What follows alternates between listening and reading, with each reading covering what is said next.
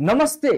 2082 को संघीय लोकसेवा अन्तर्गत तीनै तहका भ्याकेन्सीहरू अधिकृत, नायब सुब्बा र खरिददारका भ्याकेन्सीको पर्खाइमा बस्नु भएको साथीहरूको लागि एडुसफ्ट एकाडेमीले नितान्त नयाँ ब्याच ल्याइसकेको छ। यही आइतबारदेखि नयाँ ब्याचहरू रनिङ थियो भने यसमा हामीले प्रथम पत्रका क्लासेसहरू सुरु गरिसकेका छौँ भने अब आउने सेसन्सहरूमा हामी लिखित पत्रहरू तयारी गराउँदैछौँ। अंग्रेजी र नेपाली माध्यममा क्लासेसहरू कन्डक्ट भएका छन् भने पहिला त हामी तपाईहरुको सिलेबस के छ त्यो बुझौं, भ्याकेन्सी कहिले आउँछ त्यो बुझौं।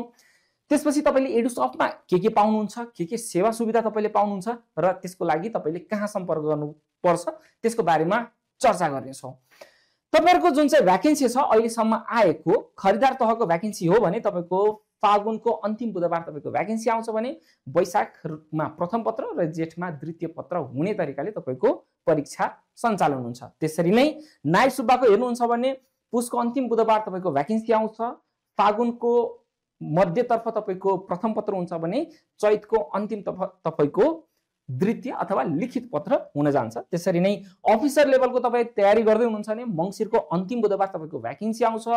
त्यसरी नै तपाईको माघको मिड तर्फ प्रथम पत्र हुन्छ भने तपाईको फागुन चैतमा तपाईको लिखित पत्र हुन जान्छ। यही शेड्युलमै तपाईहरुले प्रिपरेसन गर्नु होला। कोले एप्लाई गर्न सक्नुहुन्छ त यसको लागि? यदि तपाई अफिसर लेभलमा तयारी गर्न चाहनुहुन्छ, अफिसर लेभलको परीक्षा दिन चाहनुहुन्छ भने तपाई प्रशासन र परराष्ट्रतर्फ लड्न चाहनुहुन्छ भने कुनै पनि तहमा तपाईले ब्याचलर्स गर्नु भएको छ, bachelors in any stream, you can apply for परराष्ट्र एन्ड प्रशासन।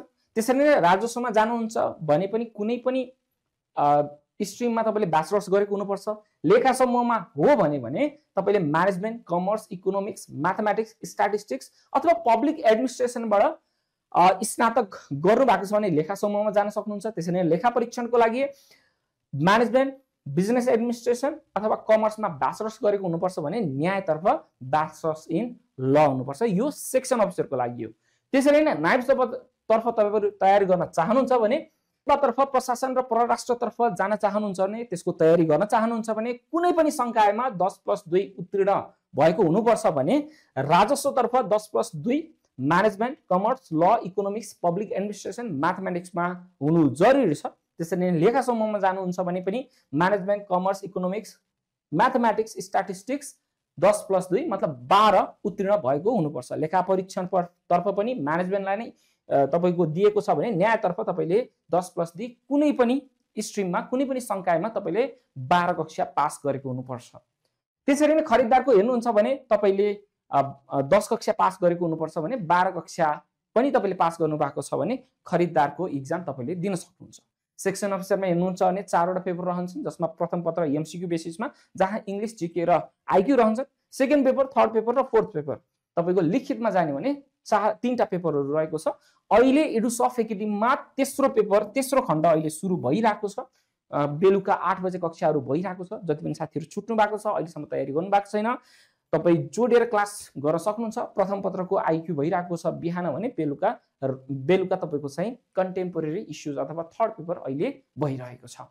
त्यसरी नै नायब सुब्बातर्फ तपाईको पनि प्रथम पत्र, द्वितीय पत्र र तृतीय पत्र। प्रथम पत्रमा तपाईको एमसीक्यू बेसिसमा जीके र आईक्यू रहन्छन्, मतलब यसमा बहुवैकल्पिक प्रश्नहरू आउँछन् जसमा तपाईले 4 वटा अप्सनमा एउटालाई टिक लाउनु पर्ने छ। त्यसरी नै द्वितीय पत्र र तृतीय पत्र। तृतीय पत्रमा राजस्व, लेखा समूह, लेखा परीक्षण र न्याय एडुसफ्ट एकाडेमीमा भइरहेको छैन भने प्रशासन र परराष्ट्र एडुसफ्ट एकाडेमीमा अहिले कक्षाहरू भइरहेको छ जसमा प्रशासनको कक्षाहरू आइतबारदेखि बेलुका 7 बजेदेखि सञ्चालन हुँदैछन्, मतलब तेस्रो खण्ड थर्ड पेपर भने परराष्ट्रको आज बिहीबारदेखि तपाईले बेलुका 5:30 बजे यसका सेसन्सहरू लिन सक्नुहुन्छ भने सेकेन्ड पेपरका सेसन्सहरू पनि त्यसरी नै चल्दै आएका छन् भने प्रथम पत्रको आईक्यू को सेसन्सहरू बिहान चल्दै आएको छ। त्यसरी नै खरिदारको तपाई तयारी गर्दै हुनुहुन्छ भने त्यसमा पनि 3टा पत्रहरू रहन्छन् जसमा प्रथम पत्र, द्वितीय र तृतीय। द्वितीय पत्रहरू तपाईको आइतबारदेखि सञ्चालन रहनेछन् भने तृतीय पत्र हामी आगामी दिनहरुमा सञ्चालन गर्दै जान्छौँ भने प्रथम पत्र बिहान तपाईको चाहिँ आईक्यू भइरहेको छ। यसरी तीनै तहका खरिदार, नायब सुब्बा र अफिसरका कक्षाहरू धमाधम एडुसफ्टमा भइरहेको छ। जति पनि साथीहरू अब तयारी गर्ने सोचमा हुनुहुन्छ छिटोभन्दा छिटो एडुसफ्टमा तपाईँले एडमिसन गरेर कक्षा लिन सक्नुहुन्छ। आफ्नो तयारी छिटोभन्दा छिटो गरेर मजबुत बनाउन सक्नुहुन्छ आफ्नो तयारी। अब एडुसफ्ट एकाडेमीमा किन पढ्ने त? अन्य पनि त संस्थाहरू छ या अन्य ठाउँमा पनि तपाईँ पढ्न सक्नुहुन्छ, आफै पनि पढ्न सक्नुहुन्छ। तर एडुसफ्ट एकाडेमीले तपाईँलाई के दिन सक्छ त? एडुसफ्ट एकाडेमीमा तपाईँको तयारी पूर्ण कसरी हुन्छ भन्दाखेरि, एक, तपाईँको कन्टेन्ट मजबुत गराइन्छ। कन्टेन्ट मजबुत गराइन्छ मतलब यहाँ दक्ष शिक्षकहरूले तपाईँहरूको सोच्ने तरिका, तपाईँको एन्सर राइटिङ, त्यसलाई स्ट्रक्चर गराइदिनुहुन्छ, जसबाट तपाईँको राम्रो नोट बन्न जान्छ, राम्रो एन्सर बन्न जान्छ र राम्रो मार्क्स आउन जान्छ।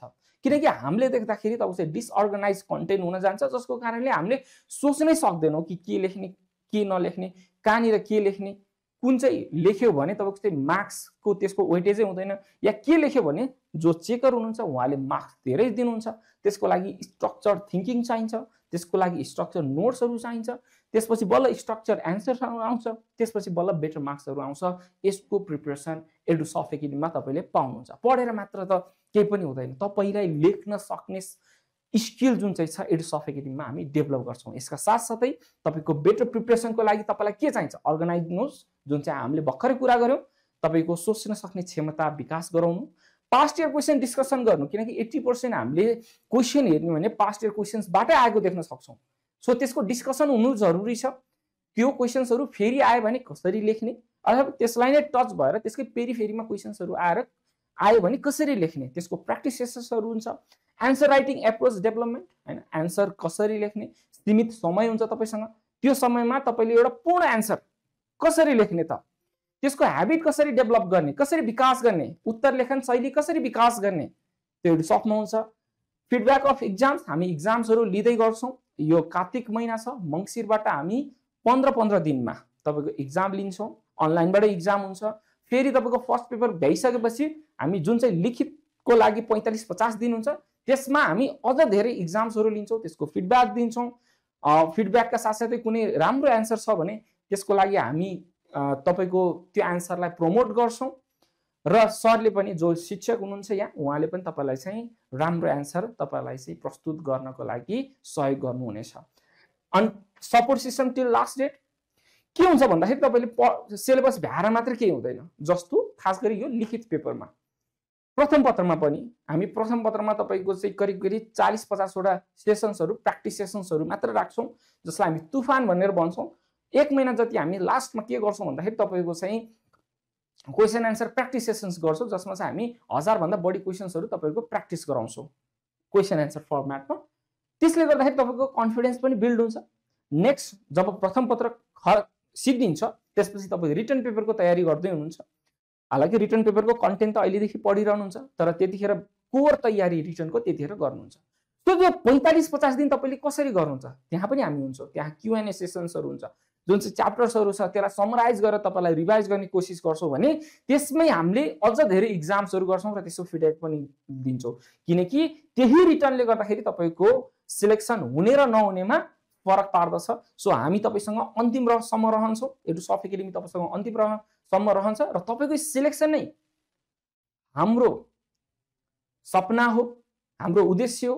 त्यही भएर हामी तपाईँहरूको अन्तिम दिनसम्म हामी रहन्छौँ।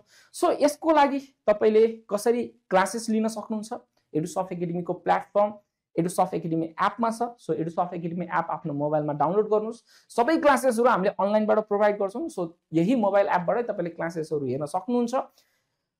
र यदि तपाईँहरू नायब सुब्बा, खरिदार र अफिसका डेमो क्लासेसहरू पनि हेर्न चाहनुहुन्छ, एडुसफ्ट एकाडेमीमा कसरी क्लासेसहरू हुन्छ भनेर हेर्न चाहनुहुन्छ भने तपाईँले एडुसफ्ट एकाडेमी एपमा गएर पनि यसरी फ्री डेमो क्लास गरेर टाइप गर्नुभयो भने तपाईँले त्यहाँ खरिदारका, नायब सुब्बाका, अफिसका तिनै तहका कक्षाहरू, डेमो क्लासेसहरू हेर्न सक्नुहुन्छ।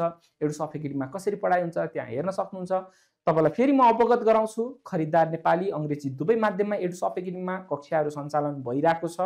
नायब सुब्बाको पनि इङ्ग्लिस र नेपाली माध्यम दुवैमा कक्षाहरू सञ्चालन भइरहेको छ भने अफिसरका इङ्ग्लिस मिडियममा मात्र हाम्रो कक्षाहरू सञ्चालन भएको छ। सो जति पनि साथीहरू जो अब तयारी गर्ने होडमा हुनुहुन्छ, अब समय तपाईँको चाहिँ इक्जामको समय आउँदैछ, भ्याकेन्सीको समय आउँदैछ, अब तयारी गर्ने बिल्कुल सही समय भएको छ। जति पनि साथीहरू अहिलेसम्म छुट्नु भएको थियो, एडुसफ एकाडेमीमा जोइन गरेर तपाईँले आफ्नो तयारी मजबुत गराउन सक्नुहुन्छ। यसको लागि तपाईँले सम्पर्क कहाँ गर्ने? धेरै नम्बरहरू दिएको छु मैले तपाईँहरूलाई, यी सबै नम्बरहरू छ। यसमा तपाईँले सम्पर्क गरेर खास गरी यो ल्यान्डलाइन नम्बर र 9840221223 यी नम्बरहरूमा सम्पर्क गरेर तपाईँले कक्षाको बारेमा बुझ्न सक्नुहुन्छ। व्हाट्सएप पनि गर्न सक्नुहुन्छ। कक्षाको बारेमा बुझ्नुहोस्, प्राइसको बारेमा बुझ्नुहोस् है, के कस्तो छ, तपाईँले कस्तो सेवा सुविधा पाउने हो। र जे मैले भनेको छु तपाईँको इक्जामको अन्तिमसम्म नै हामी तपाईँको साथ रहन्छौँ। तपाईँको सेलेक्सन हाम्रो पनि उद्देश्य हो, हाम्रो पनि सपना हो, तपाईँको सपना हाम्रो पनि सपना हो। यही मूल मन्त्रका साथ हामी तपाईँ साथमै रहन्छौँ। सो जति पनि साथीहरू एडमिसन गर्नुभएको छैन, कतै पनि कनेक्टेड हुनुभएको छैन, या अब तयारी मजबुत गर्न चाहनुहुन्छ भने एडुसफ एकाडेमी आज नै फोन घुमाउनुहोस् र तयारीको लागि छिटोभन्दा छिटो जोडिनु होला। नमस्ते।